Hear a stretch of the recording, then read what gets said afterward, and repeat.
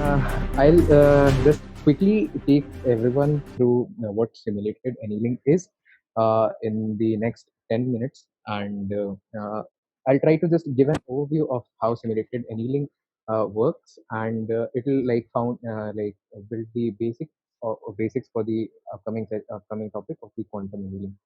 So simulated annealing is basically a problem, uh, like like a probabilistic technique, I'll say, like which is used for approximating a global optimum.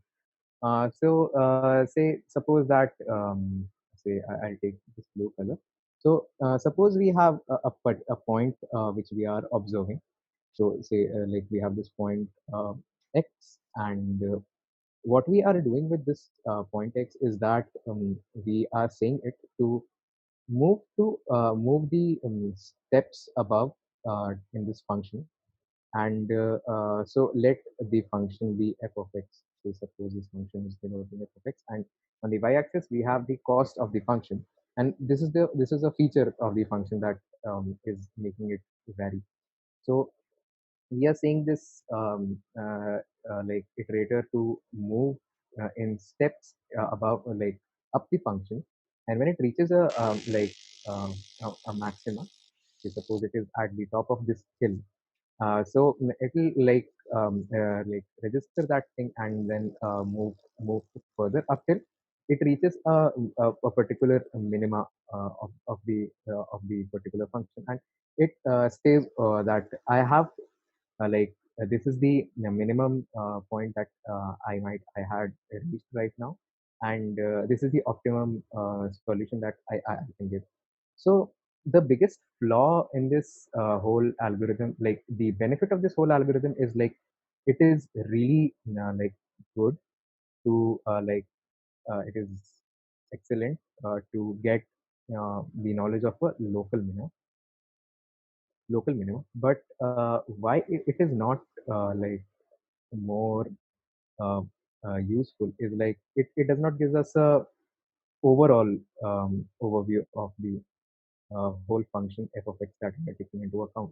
So we are then restricted for the global thing that we are talking about, and we do not get a proper say analysis of the whole function, and it might lead to a really serious problems in like if the whole process is scaled up.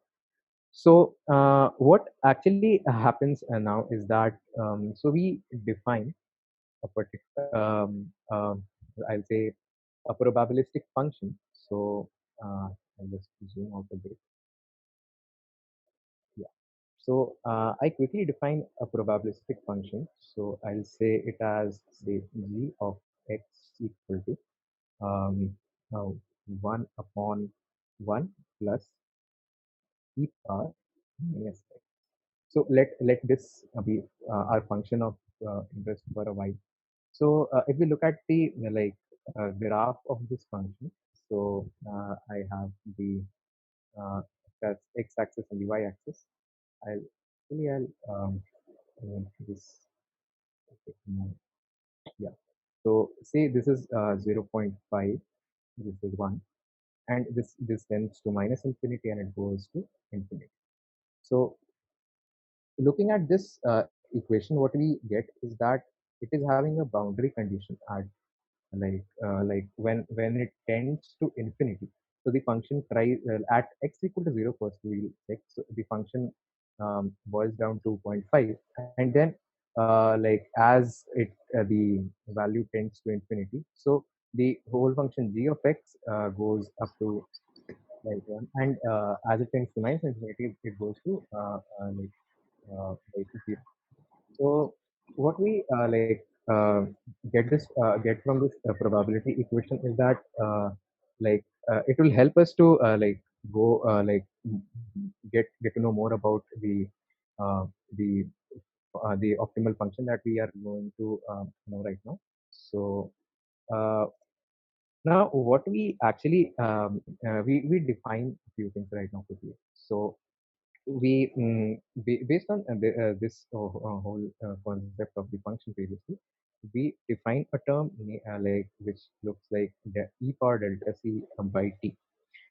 So, like this actually is the defines the change of entropy, the change of entropy of the process that we are looking into, and this small c above is our cost of the function.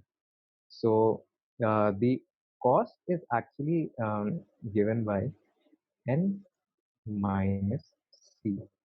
So what this n denotes and c denotes is that n actually is the next point that like is of our interest, and c is the current point that is there. So what is meant by the next point and the current point? So in this graph, if we look, so this the if this is our current point, this is C, and this is our point that we are saying C. Okay, that we are telling C to go to this next point. So this is N, and this is C.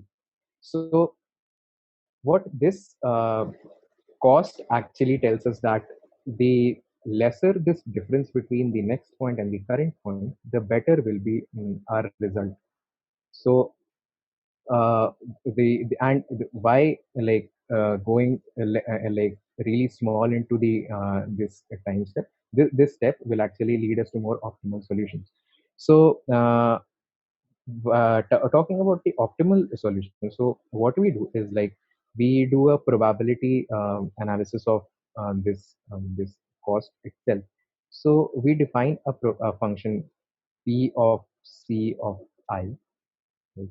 So we define p of c of I as it will be one when the cost is less than or equal to zero, and e power uh, it will be e power delta c upon t when the delta c is greater than zero. So what it means that when the n minus c term is lesser than zero, so the probability of this c will be one, and if it is greater than zero, so we'll use this function for our use. So what happens is that as we say this to move up the move across the whole function f of x. So as the time step reduces and we get to know a lot of detail about how the function is actually changing in the time steps that is provided to us. So because we get to know a lot detail about the time step like the change of the values of the whole function. So uh, that is the reason where we get a lot better accuracy in defining the optimal global solution. So if we wanted to check um, what is the global maxima we are having in the function. So then the iterator will move up, and it will go across the whole function, and it will check across the entirety of the range the function is defined on, and it will say, okay, this point b over here. I'll so this point b over here is our global maxima that we have, and that maxima is our the optimum solution. So this is uh, in a nutshell, if I say so, to get the optimal solution for a global and say feature. That feature can be defined according to the process. These kind of steps, doing the probability analysis of the point, and reducing the cost that we have, The cumulative process accordingly is what it is called as simulated alignment. Uh, like I apologize from my side if I might have missed a few points and I might not have been clear in explaining things. But as of now, from my side, oh yeah, there is one more parameter. So we have the parameter t. So this also plays a really important role, and there is like a way to tell what this t is, and that actually is we have three defined parameters. So one is t is equal to t minus alpha. The other is t of alpha, and the third is so t is equal to, and the third will be like t is equal to t by 1 plus alpha t.